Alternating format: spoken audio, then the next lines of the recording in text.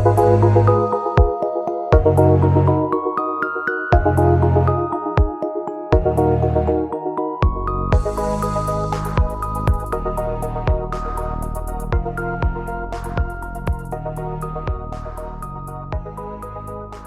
everybody. This is Bernadette, and I'm here in our studio with Ivana. Ivana, how are you today? Hi, Bernadette. I'm doing great. I mean, we're not in the studio together, but yes, we're each in Yeah, our own ready. studios. Of course, we are too international to be in the Ye- in the studio together, like all our Yes, listeners probably are. But that's what I like about it, actually. I mean, I me had last too. week I was talking to Tokyo, and then you're talking to Sao Paulo, and it feels great to have all these people just chatting around. I like I that. agree. Yeah, it's nice connecting all across the world.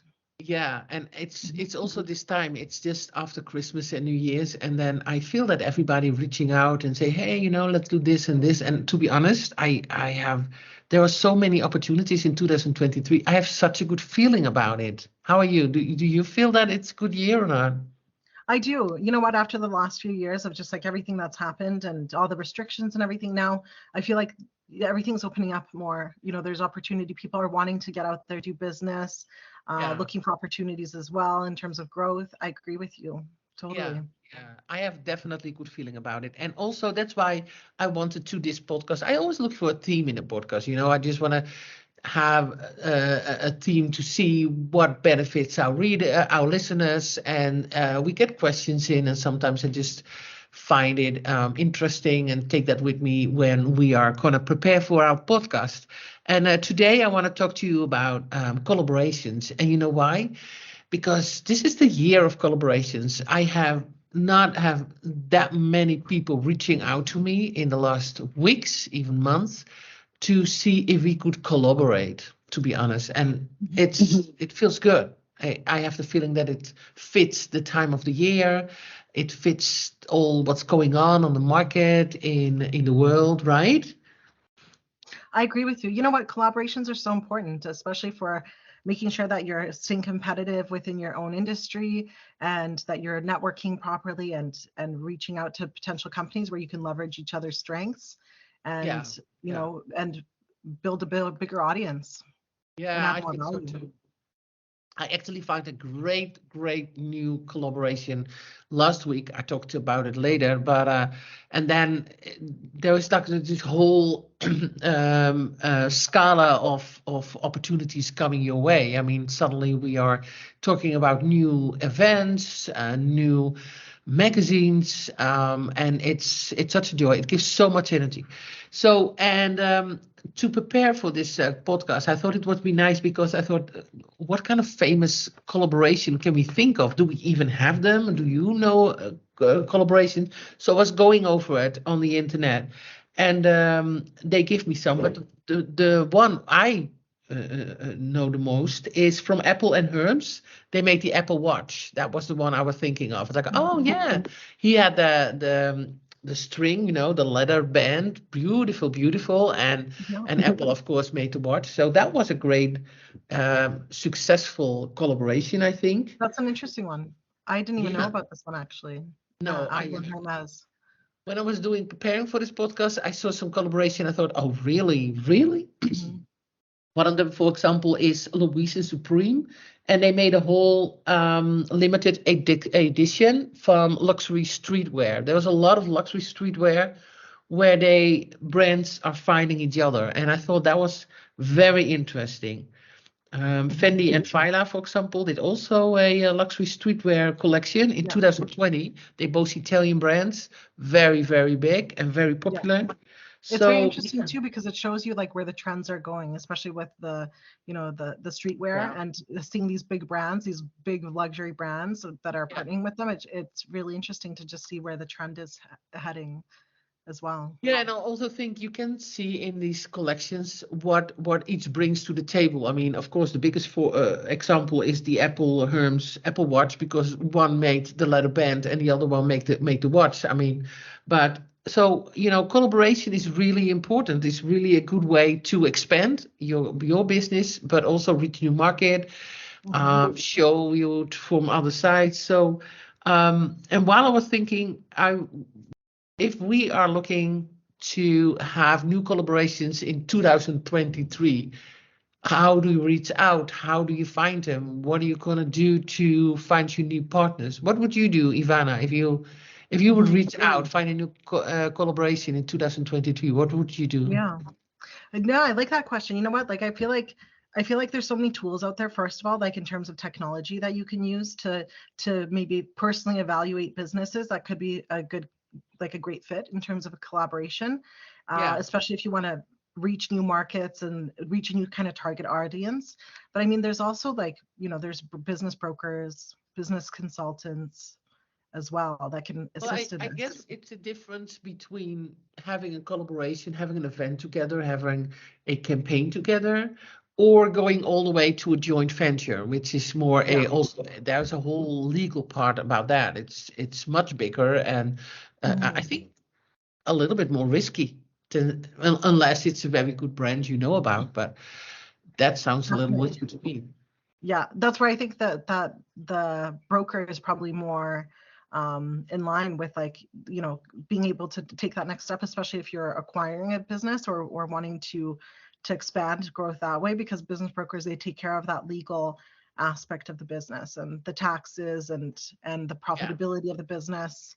And they know the market. I think they also know, you know, if you are knocking on their door, they do some research and they know they can, you know, ask if people are looking for a collaboration too. They can find you a good match, or they already know who's gonna look for expansion, something like that. If it's a good, I do think it costs a fortune though. Is that true? Do you think? I think so too. I mean, I saw for some of the smaller businesses, I saw that it's like a minimum of 3,000 to 5,000 as a minimum. Otherwise, it's 10 to 15%. I think part of $3,000, $5,000. Are you talking dollars or are you talking money? Dollars, yeah, 3,000 to 5,000 minimum. This is for like small businesses. So if a broker is going to help a small business try to maybe look for another small business, I mean, if it's looking at the big corporations, I think that's where you're probably going to get into, you know, the billions, hundreds of thousands, even potential millions, of course. Yeah, but say that you're a small company, you know, you are a small company, but you like to expand, and by collaborating, you can, you know, have a whole new amount of business coming your way, or you can have all kind of new opportunities. To me, actually, if I see what kind of products we do, for example, if you go for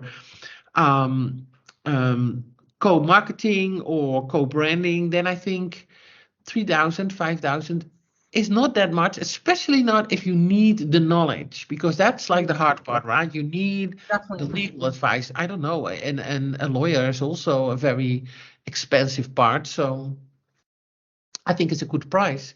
I do know that if you were to find a collaboration, that's kind of the hard part. I look for collaborations many times, and I find it kind of weird or hard, or I don't know, to just knock on the door from some other company, even your competition, or just find them on the internet and ask them, hey, are you willing to collaborate?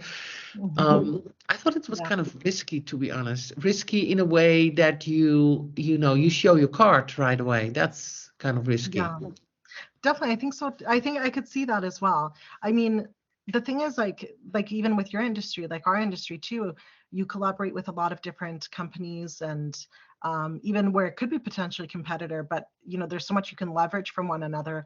I think it's also it's a great step forward to show that initiative to want to collaborate and to see the big picture of how it could be beneficial, because I think sometimes people don't look at those opportunities, like certain companies don't look at those opportunities.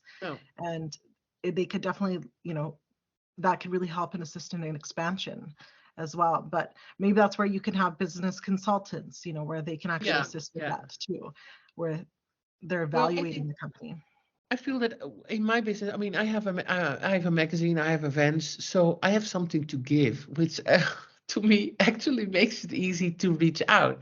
I do this a lot on LinkedIn, and then I'm just gonna try to connect, and I give them an article, if I give them something. I want to get to know them first, and then somewhere halfway I say, hey, are you think it's interesting to chat a little bit and see if we can have that win-win situation, and maybe we can collaborate and something like that. And so I do it very careful, actually.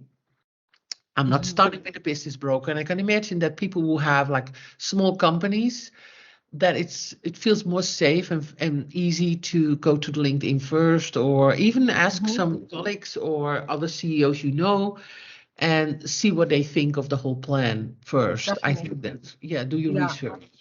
Definitely. And I think, that's why LinkedIn in general is such a good tool, because you can learn so much about a business, like even sometimes more so than what you learn from the website, especially if they're very active on LinkedIn. Like you can see the type of connections that they have.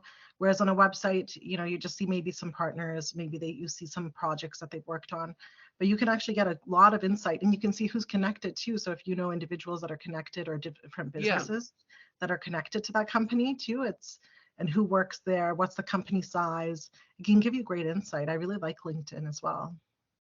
I think so too. To be honest, we of course work with a lot of events, and I love trade shows. They are big names, and they are having a lot of experience. And to be honest, we approach them, or they approach us, and they ask like a partnership. So what they do is they see like, okay, if you and that's there's no risk. What they're asking, and what I like, is you promote me and I promote you. That's like a basic, we start first with, okay, let's have this win-win, let's have that media partnership, and let's do the promotion. No finance, nothing like that, and so that's the start. And then we get to know each other. A lot of time I fly in, I always want to fly into good trade shows, not because they need to, but just because I love the traveling.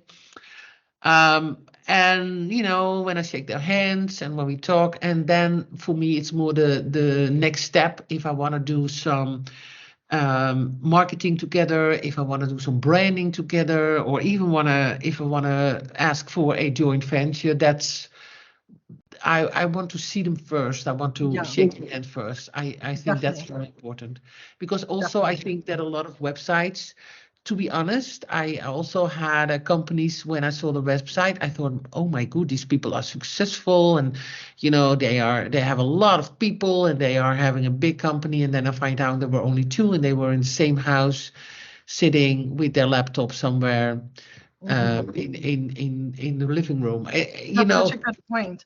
I agree with you, actually, because I come across a lot of different businesses, and same thing. I've experienced the same thing. I thought, oh wow, look at this business. It's so developed. The website's great. They have so many services.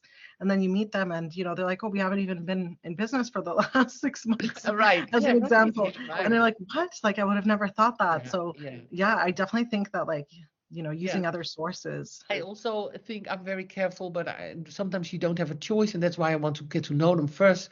But there will be a moment that you have to exchange your logo, or you have to exchange the name, and you actually give them permission to use that logo and promote you.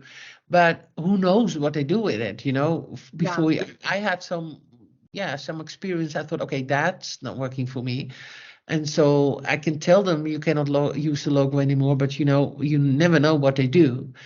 And another thing as well, which you and I have experienced actually as well when we've collaborated, you see a lot of companies, when we're meeting with companies, they want to know what are the other companies that we're collaborating with, because that's very important to them to know their brand, their logo, who is it going to be associated with in the collaboration as well. So that's a factor. Of course, yeah. So, there are some good tips in this podcast, I think. First of all, do some research on the market and see some other brands or other companies or you like to know what they did. And are there some famous collaborations in your industry which are very interesting to see, or to do some research with and learn from it. Now, the second one is do your own research, or find your collaborations maybe on LinkedIn or online forums. That's also one, actually, like online forums or summits, because then you have the business group all together. If you go to a summit, they're all in the same industry. So do some networking there. I thought that was nice as well, because then you know right away, do we have a click or not? Is this a nice one? Or looking at trends. What are the trends? Where are trends headed?